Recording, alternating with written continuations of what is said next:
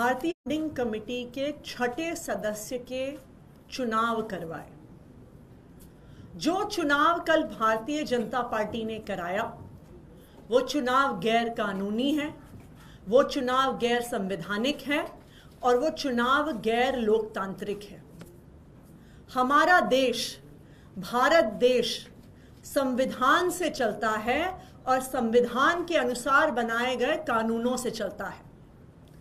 दिल्ली के नगर निगम को चलाने के लिए भारत के पार्लियामेंट ने, संसद ने एक कानून पारित किया हुआ है जो है दिल्ली म्युनिसिपल कॉरपोरेशन एक्ट 1957।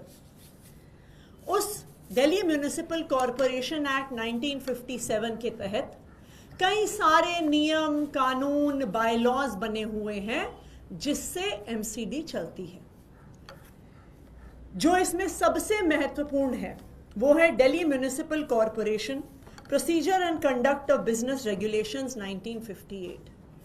यानी दिल्ली नगर निगम में होने वाली कोई भी कार्यवाही संविधान के अनुसार बने हुए दिल्ली म्युनिसिपल कॉरपोरेशन एक्ट और उस एक्ट के तहत बने हुए रेगुलेशंस के अनुसार होना होगा। अब उन नियम, कानून और रेगुलेशंस को अगर हम देखने जाएं तो जो procedure and conduct of business regulations हैं उसमें रेगुलेशन 51 जो स्टैंडिंग कमेटी के मेंबर्स के चुनाव के बारे में है, उसमें यह स्पष्ट है कि स्टैंडिंग कमेटी के सदस्यों का चुनाव कॉरपोरेशन की मीटिंग में होगा, नंबर 1।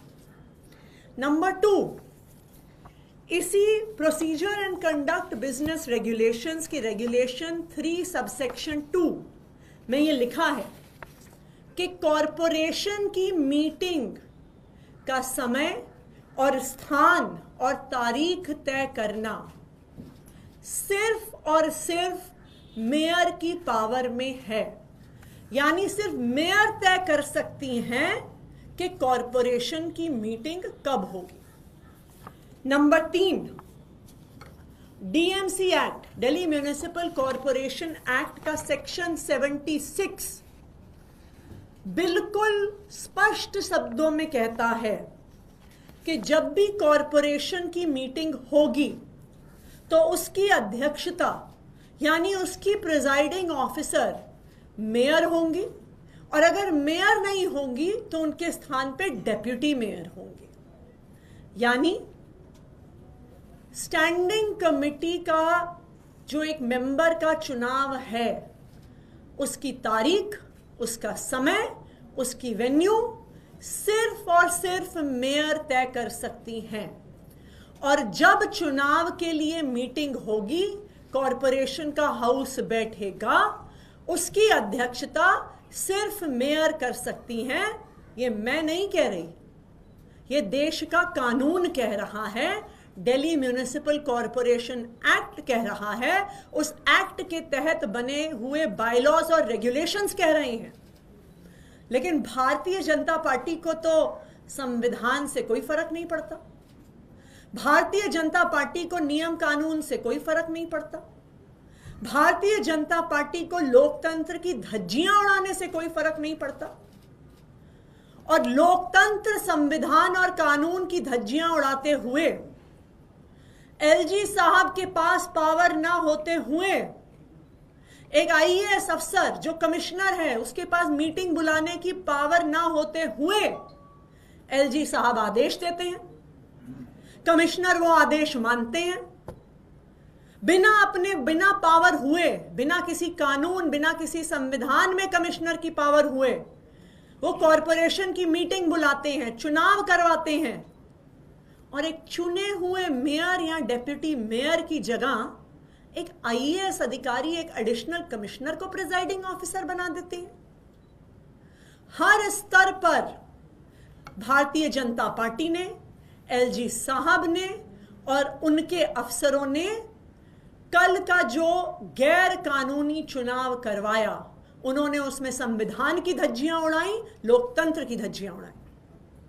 लेकिन यह पहली बार नहीं है, ये भारतीय जनता पार्टी का स्टैंडर्ड ऑपरेटिंग प्रोसीजर है।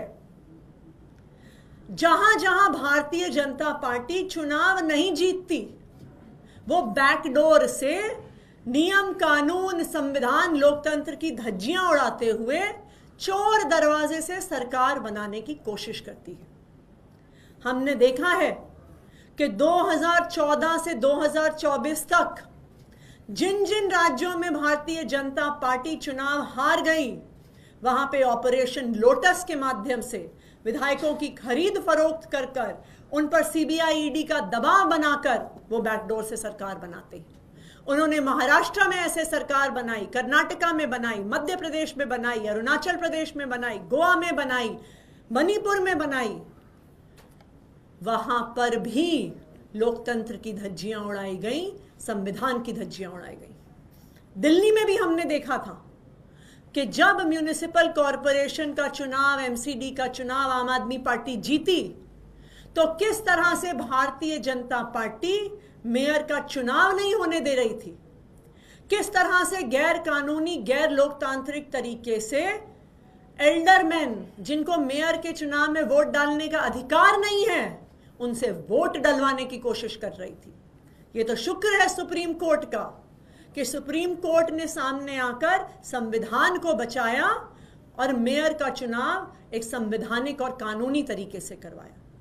हमने देखा कि किस तरह चंडीगढ़ के मेयर के चुनाव में भारतीय जनता पार्टी के अनिल मसीह ने भारतीय जनता पार्टी के लिए चुनाव चोरी करने की कोशिश करी, लेकिन शुक्र है सुप्रीम कोर्ट का कि उन्होंने फिर से सामने आकर इस देश के लोकतंत्र को बचाया।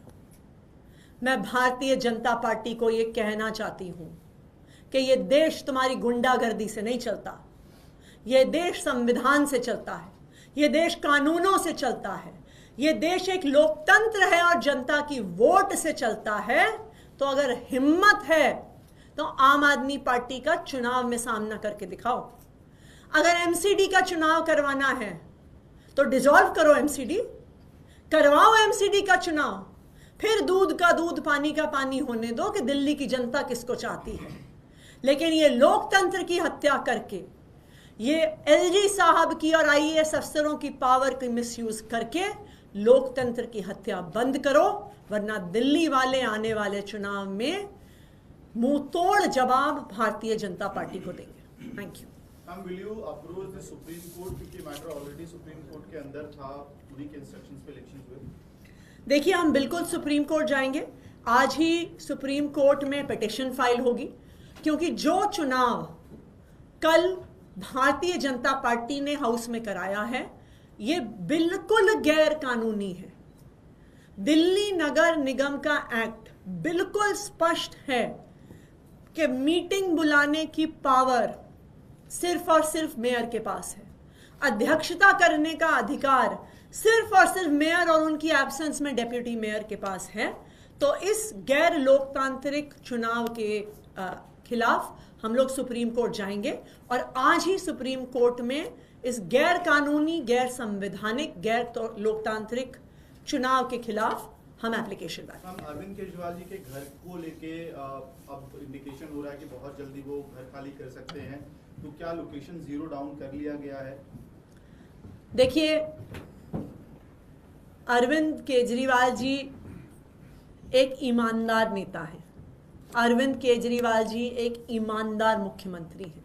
इसलिए 10 साल भी मुख्यमंत्री रहने के बाद उनके पास दिल्ली में अपना घर नहीं है, तो वो अब मुख्यमंत्री के पद से इस्तीफा देने के बाद एक घर ढूंढ रहे हैं जहां पे वो शिफ्ट करेंगे।